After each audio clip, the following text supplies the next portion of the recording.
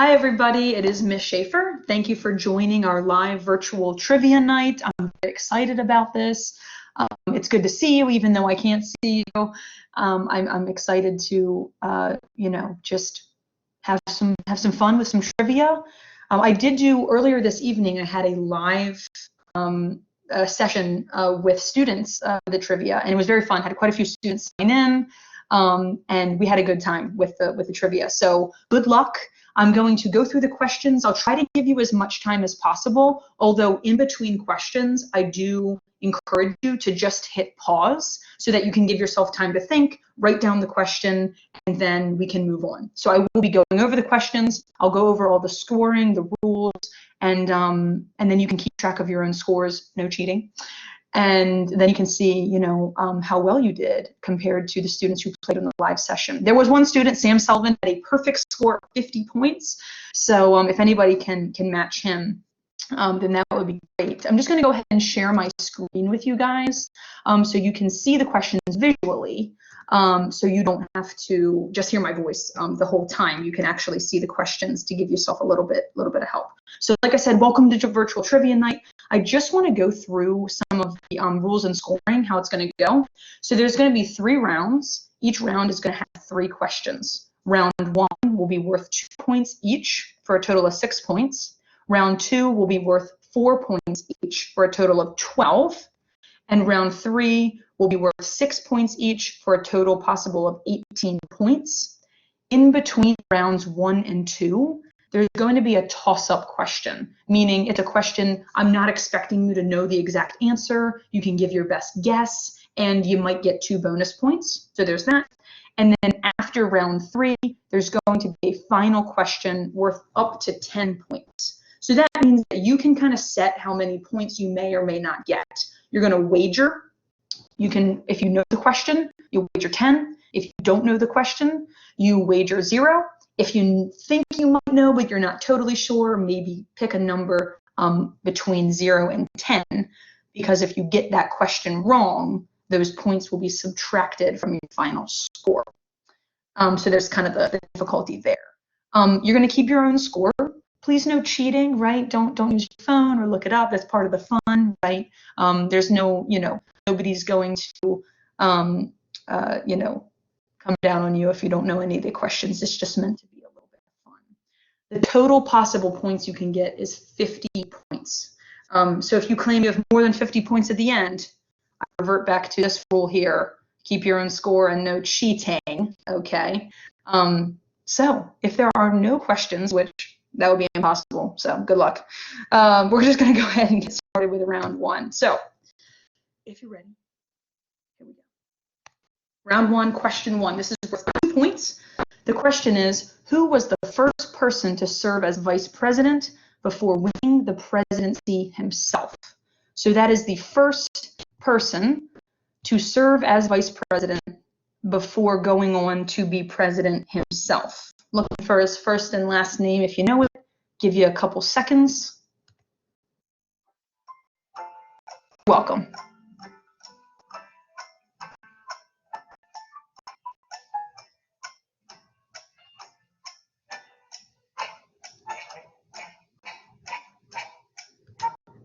Okay, so we'll move on to question number 2. We will loop back before I reveal all of the answers. We will review all of the questions in the round. So if you're like, hold on, I need more time, just be patient. So that was question 1. Question 2, it says, before cotton took over as the #1 moneymaker in the South, which was the most profitable for plantations, especially in states like Maryland and Virginia? So this is actually a multiple choice. You're going to choose one of these 4. You have corn, tobacco, rice, or wheat. So of those 4 choices, which one do you think was the most profitable for plantations before cotton took over and moved all the money to the Deep South?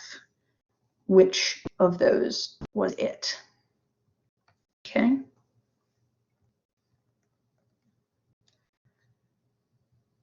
And then moving on to question number 3. Question number 3 is, which NFL team was named after one of Edgar Allan Poe's most famous poems? So Edgar Allan Poe, very, very famous American author and poet. He had a particularly famous poem, one of his most well-known, and a current National Football League team was actually named after that poem. I want you to tell me the team name. Okay. So just to review these questions, alrighty, going back to question number 1, it says, looking for the first person to serve as first vice president before winning the presidency himself and serving a term. Question number 2 is, which of these 4 crops listed was the #1 moneymaker in the South before cotton took over? And question number 3, which NFL team is named after one of Edgar Allan Poe's most famous poems? So I'm going to go ahead and reveal the questions, the answers now, sorry. If you need more time, I would recommend you go ahead and hit pause right now. You're welcome to kind of go back and look at any of the questions if you need to, but we're going to move on to revealing the answers. Again, keep track of your scores, 2 points each. So, question number 1, first person to serve as vice president before president, that would be none other than John Adams. He was the first U.S. vice president under Washington, and he was the second U.S. president.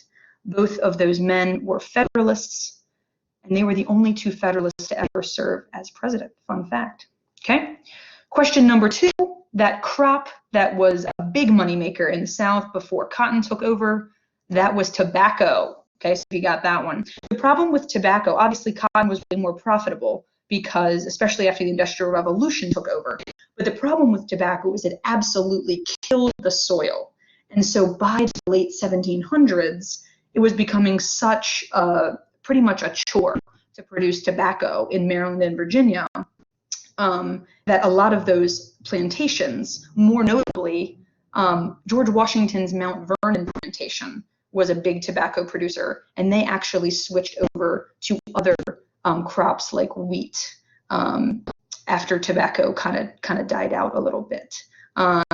Absolutely. And the NFL team that was named after Edgar Allan Poe's most famous poem, that poem would be called The Raven. That is the Baltimore Ravens, if you didn't know that. Edgar Allan Poe actually died in Baltimore. He did not live in Baltimore. He died in Baltimore in 1849 at the age of 40. And the pub that he was last spotted at is still open in Fells Point today. It's called the Horse You Rode In On Saloon. And it's pretty cool. So fun facts, the more you know. So if you got all of those, you got 6 points. If you got 2, you have 4 points. If you got 1, you have 2 points. And if you missed those, then round 2 is on its way. Before we get to round 2, I do want to do the toss-up question. So I'm going to read the question. You're going to receive 2 points if you get this. So here's the question. We have had 45 presidents sworn into office over the course of U.S. history. What is the average age of all of those presidents upon their inauguration? So the day that they were inaugurated into office. We're looking for the average age of those people starting their presidency. Now, you're going to get 2 points if you get it absolutely correct. But I'm going to give you some leeway because this is a hard question. So if you are within 4 either way, so 4 years below the actual year or 4 years above, you will receive those 2 points. So go ahead and think it over. I'll give you a second, and then we'll come back and I'll reveal the answer.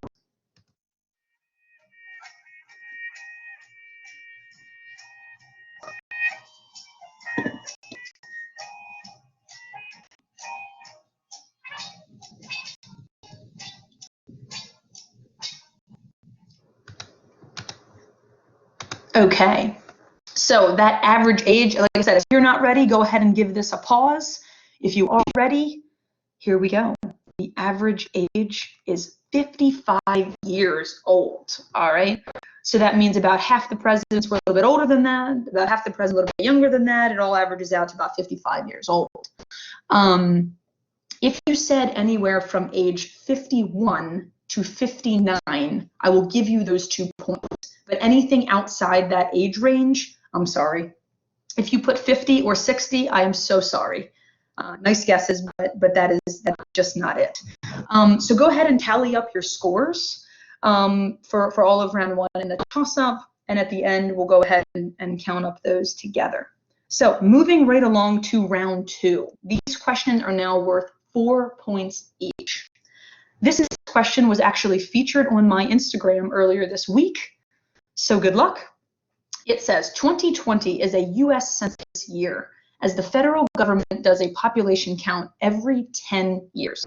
My question is, in what year was the very first U.S. Census completed? That's what you're looking for. Now, this is a hard question. It's worth 4 points. Here is my hint to you. 2020 is a census year. The census is done every 10 years. So you are looking for a year that ends in 0. That is my hint to you, okay? So the very first U.S. Census, what year was that? Okay. Question number 2 in this round. Like I said, if you're not ready, not quite done with question number 1, just go ahead and pause. But we're going to move on. So question number 2, due to the coronavirus, which is why I'm speaking to you like this and not face-to-face, 2020 Summer Olympic Games have been postponed a year. They're now going to take place next year. My question for you is, what city will the games be hosted in? So they'll still take place in the city they've always been planned to take place in. It's just going to be a little bit later. I'm looking for the city. So if you know that, go ahead and jot it down. It's worth 4 points. There we go. And question number 3. This one, if you did my work this week, if you did, I believe it was Wednesday, either Monday or Wednesday's assignment, then this question should be an easy one for you. It says, this invention by Eli Whitney in 1793 increased the demand for slave labor in deep southern states throughout the early 1800s. So I'm looking for the name of that invention by a dude named Eli Whitney in 1793. So if you know that one, go ahead and jot it down. So really quick, before I review the answers, we're just going to go ahead and review all the questions. So 2020 is a census year. I'm looking for the year that the very first U.S. Census was completed. Which city will host the 2021 Summer Olympic Games? And I'm looking for the invention by Eli Whitney in 1793 that you could argue changed the world. All right, not to be all dramatic and such, but you could make a strong argument that this invention changed the world. Not for the better, I might add. Okay, here we go with our answers. Again, 4 points each. Count them up if you got them right. The very first census was completed in 1790. So if you got that one, that was featured on my Instagram story this week. So if you were there, awesome. All right. The census is important. I'm going to bug you guys about it again. If you haven't done it yet, if your household has not filled it out, not only is it used to count people, to know how many people live in this country, it is used to adjust how many seats each state gets in Congress. So every state automatically gets 2 senators, but in the House of Representatives, that's not the case. It is based on population. So if people don't fill out the census, states could lose power in Congress by not getting as many seats. Even arguably more importantly, it is how the government decides how much money to give to states. So how much money Maryland gets for schools and hospitals and parks and all of these amazing necessary things for our lives. That's what the census is used for. So get out there and do it. It takes about 3 minutes. So yeah, 1790, first population count. All right, a little bit different then, right? You couldn't just pop on mycensus.gov and fill her out, but that was the first one. So next up, 2021 Summer Olympic Games. They will be held in Tokyo, Japan, if you had that one. So just a little bit pushed back due to this inconvenient coronavirus, messing with a lot of stuff, as you might know. And the Olympics are not excluded from that list. So Tokyo will still be the host city, and the invention by Eli Whitney, that was the cotton gin. Now, sad story behind the cotton gin. This is actually very unfortunate. Eli Whitney was originated from the North. I believe he was born in either Rhode Island or Connecticut, one of the New England states. He went to South Carolina and he was actually disgusted by slavery. So he thought, what if I made a machine that could actually help solve the slavery issue? He thought if he could come up with a machine, the cotton gin, that would increase the amount of productivity or decrease the time that it took to separate cotton from its seeds, that it would actually no longer need, the US would no longer need slavery. Well, this invention actually had the opposite effect, and it increased the demand for cotton, and it actually increased the number of enslaved individuals in this country between 1800 and 1860. So it kind of backfired on him a little bit, but his heart was in the right place in terms of, seeing slavery as a problem in this country. Okay, that is the end of round two. So we're moving on to our second toss-up question. Again, there's a range here. You're going to get 2 points if you can tell me this. So, as of April of 1861, that is when the Civil War broke out, the U.S. Civil War.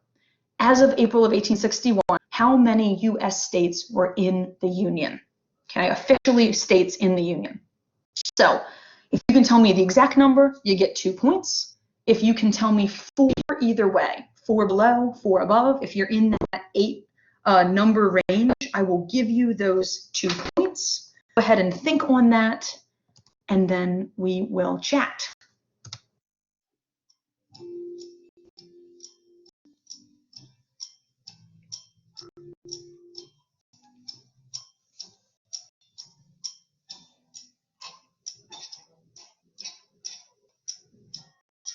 Okay, there's enough time. If you need more time, just go ahead and pause her. So, April of 1861, there were 34 states in the Union, okay?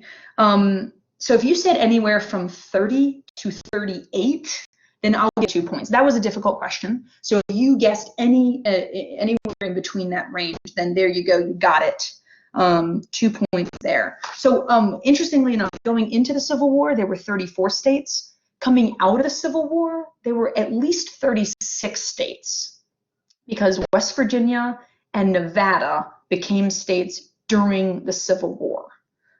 So kind of interesting there, kind of interesting. Okay, moving on to round 3. These questions are worth 6 points. I think they're a little bit harder, although you guys are super smart, so I bet you'll get them. But yeah, so here we go. All right, New York City was the first city to reach 1 million people by the 1880 census. Hey, census, what up? Sorry. As of 1880, name 2 other cities that were also in the top 10 for population. Now, I will give you 3 guesses. So if you put down 3 cities and 2 of them are in the top 10, you'll get the question correct. Okay, but no more than 3. You can't just write down 10 and hope for the best. All right, write down no more than 3. If 2 are on the list, you got your 6 points. All right, that's question number 1. Question number 2.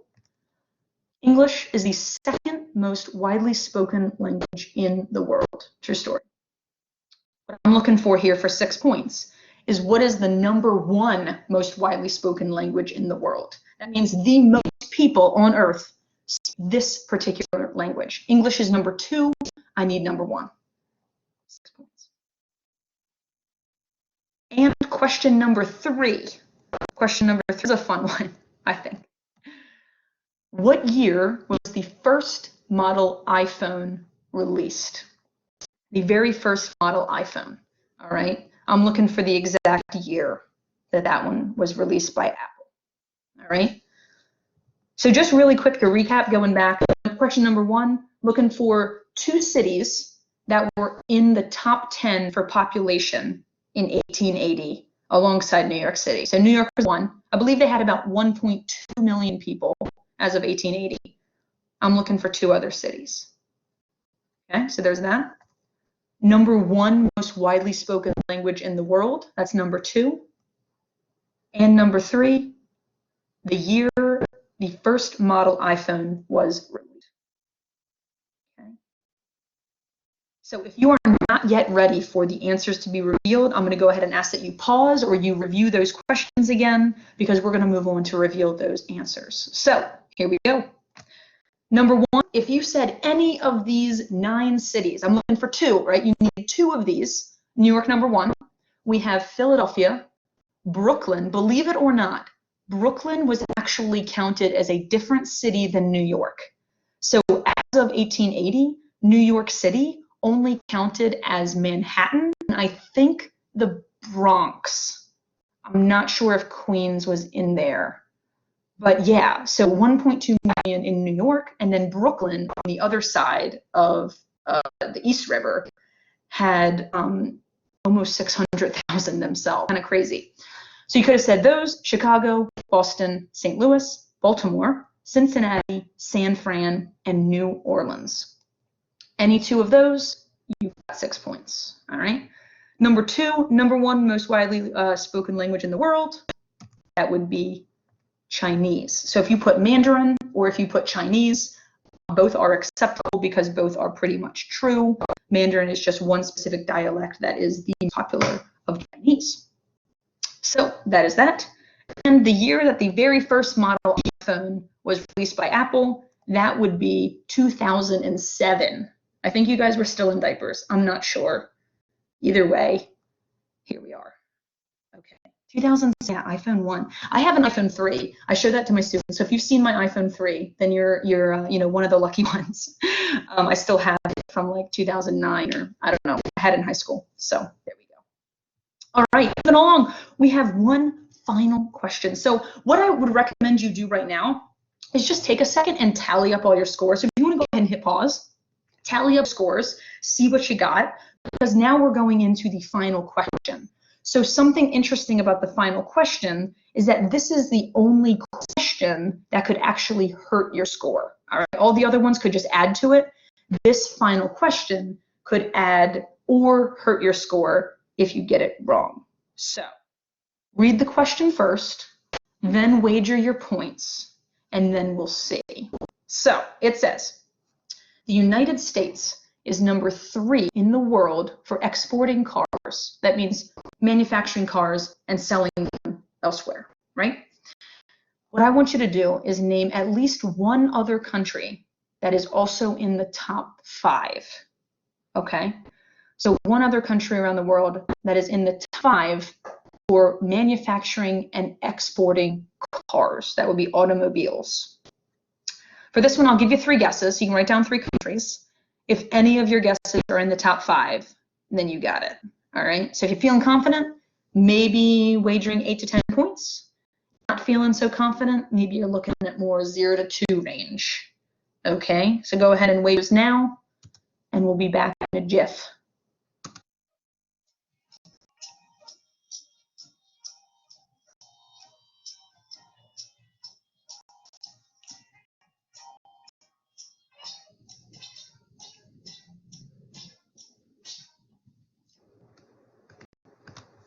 Alrighty, so what I'm going to go ahead and do right now is I'm going to reveal the answer to you, all right? If you are not quite ready, if you need some more time to think on this, go ahead and hit pause. If you are ready, then here we go. The top 5 countries to produce cars are: Germany is number 1, Japan is number 2, the United States is number 3, Mexico is number 4, and England is number 5. So if you have any of those, then you got it. You got as many points as you wagered. If you got that incorrect, then you're going to subtract how many points you wagered from your final score. Okay. So Germany, it's, if you think about it, it makes sense, right? Because Germany is like, like BMW and Mercedes-Benz and Volkswagen, right? Japan has like Mitsubishi, Suzuki. They also have Toyota. I think Acura is also Japanese. There's some other ones. Mexico and Nissan produces a lot of their cars in Mexico and exports them. And then England has brands like Mini Cooper, Fiat, things like that. So kind of interesting. Yeah, those are the top 5 in the world. Who'd have thunk it? So I hope you did well on that. tally up your final scores, including adding or subtracting your final wager for that last question. I would love for people to send me their scores, see how you did. You could have gotten at the most D. Everybody who played live with me got at least 30 points, so everybody did super well. I hope you enjoyed this. I'm probably going to do a couple more live sessions as this mess drags on, so look out for those in email or on Instagram. I will be posting those, and you can follow along either live, or I'll make more recorded videos like this so that you can play along. Had fun. I hope you learned something. Even better if it was both. So that would be fantastic if that was the case. So I'm going to go ahead and log off, and I will see you guys hopefully in the near future. Thank you for playing along. I appreciate it. I appreciate keeping in touch with all you guys. It makes me happy. So I hope you're staying safe. I hope your families are safe and you're making the most of your time. That school is closed. So thank you so much. Take care, and have a great rest of your day, night, morning. Good night.